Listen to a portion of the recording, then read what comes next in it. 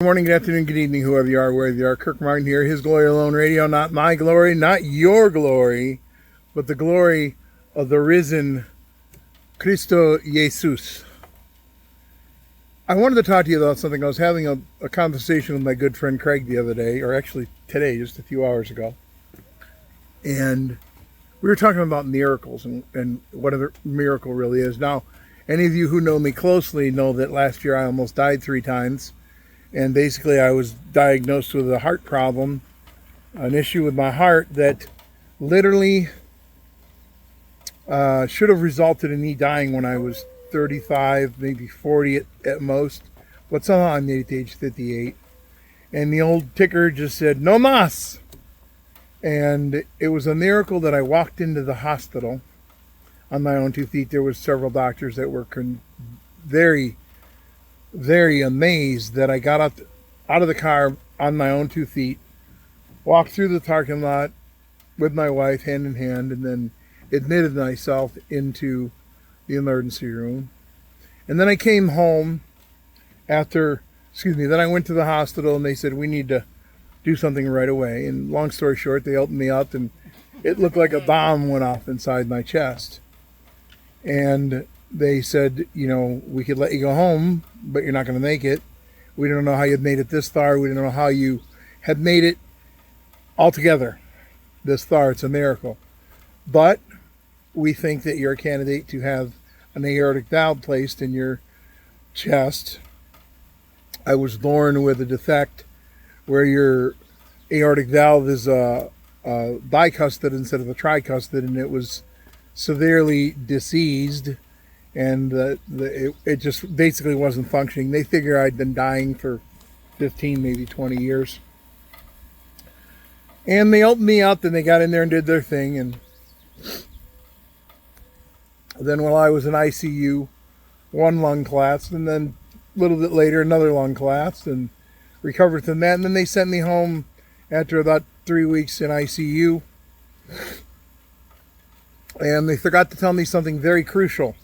It was a 100% undeniable medical mistake that they forgot to tell me that when you have a mechanical valve put in, you're on such a high dose of Coumadin or blood thinner that your blood is like paper. It's like water. And it has to be like that so your heart doesn't throw the aortic valve out of place. It needs to get time to seat in there, and then they lowered it while I'm on the lower one. But they didn't tell me the most crucial part about that. Be careful what you eat, because your GI tract thins and you can hurt yourself really bad. Long story short, I couldn't taste anything in the hospital from all the anesthesias and all the drugs they were giving me. And I refused pain medication from the minute I opened my eyes. They were kind of shocked. A couple times I got Dilaudid, but that was it, just to help me sleep. That I refused pain medication because I have an extremely high tolerance to pain and I just didn't want it. And I have lived through bilateral trigeminal nervous intermedius neuralgia, which is nicknamed the suicide disease. Go look it up. So, long story short, they didn't tell me, be careful what you eat. Nobody said anything. Never. The whole time. So I went home, and the last couple of days in the hospital, I was eating bags of skinny top, double cheddar popcorn that my autistic son brought in for me, because it tasted wonderful. I could taste it through all the anesthesia meds and all the stuff I went through. I could taste the popcorn. And within 4 days of being home, I was having fevers that reached 103.5, and then freezing cold sweats, high fever. It kept going on and off. Finally, they sent a nurse. It turns out a guy who's a friend of mine now was one of the nurses that was coming here to do my INR and check me and all that other stuff, medical stuff. But the long and the short of what I'm telling you all this for is because I was bleeding internally because they didn't tell me don't eat popcorn. And then after they went in and found the internal bleeds, first I had a nurse come to the house, draw my blood. She couldn't get blood anywhere. Couldn't get blood out of any vein. Finally, she pulled some blood out of a big fat vein in my ankle. And then within 35 minutes of her leaving the home, the thoracic team called me and said, go directly to the emergency room right now. Don't stop, don't collect, go. Don't pass go. Don't collect $200. Go right to the emergency room right now. Don't change your clothes. Don't get dressed. Don't do anything. Just get in the car and go. We'll be waiting for you. So I got there and they were waiting for me. About 4 hours later, something that looked like a devil and the demon himself came out of my hindquarters when I was on the toilet.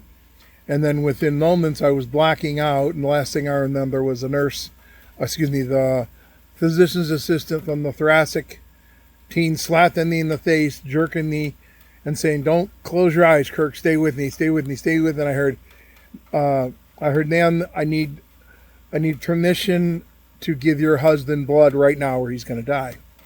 And I had lost over 2/3 of my blood. They call it circling the drain. It means that you're circling the drain, and this is it. Your body's shutting down. So I'm still in recovery from all of that. It's called rapid blood loss, anemia. All kinds of nasty stuff happens.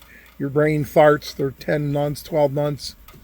Long story short, the reason I'm telling you is my friend Craig and I were talking about miracles and wanting to see real miracles. Well, in the New Testament and in the Old Testament, the word miracle is actually a word that we created, and we have said, and it's okay, that's fine, but the correct word that's used there in the Greek especially is dunamis, and it means tower. And if you look into the reality of the language, the ins and the outs of the Greek and Hebrew language, the parsing code and the Strong's numbers, and then the definitional quality of the ancient classic Hebrew and Koine Greek, and the ins and outs of the language itself, the word miracle should be correctly, and this is, I have a friend, Dr. Wilmack, who's a brilliant Greek and Hebrew scholar and one of the most wonderful men I've ever met in my life, one of my closest friends. Dr. Wilmack, he and I sat down one day over a Skype conversation, and we tore that word apart every time it was used. And it started with me having a desire to really know more about this word miracle.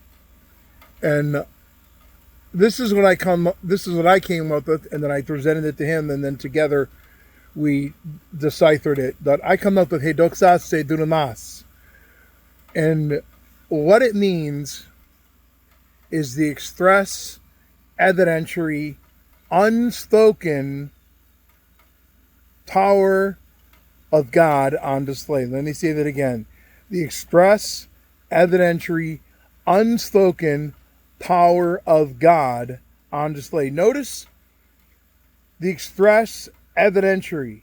There's real-time, first-hand, undeniable evidence. They use it in a courtroom. Evidentiary hearing. That's to tell if there's really something really worth prosecuting or going to court over. Unspoken. The word that's where we get awesome. It's the same word that was used basically when John the Revelator was on the island of Patmos, and God, the Christ, revealed himself to John, and the word of God says, as it was, he fell dead before them. And there's another time in the New Testament where it talks about the same thing. That's where the word awe comes from. Awesome. So it means something is awesome. It means you're unspoken. You have no words to say because it is so incredibly miraculous and divine. And then, of course, power of creation, power of the Creator on display. Now, this thing with Yellowstone, this is in July 2025, for those who see this later down the road. This thing that's happening in Yellowstone, where all the livestock, everything's moving, everything's going. And the scientists are saying, well, this might be. So where was all the scientific information that was saying, we know what this is because it's climate change, it's global warming, it's farting into the wind, it's cows farting, it's chickens farting, it's all this other stuff. But the animals, the express evidentiary power of God on display. Something's going on at Yellowstone. If this is actually, I haven't been there, so I'm not 100% sure. But if what we're seeing is true, and this is just hypothetical because I'm not there in Yellowstone. I'm not seeing it firsthand. But if what they're saying is true, it's the power of God on display. Because the creator of the heavens and the earth is telling the creation, hey, something is about to change. Something is happening, and you need to pay attention. Because it's going to be life-changing, possibly life-shattering. It could alter everything around us. He doxas he dunamas.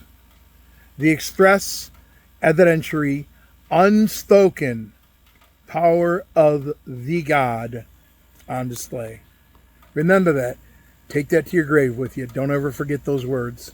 Have a wonderful, glorious day. May God richly bless you. May His grace and mercy shine upon you and follow you and yours all the days of your life. Talk to you real soon. Peace out.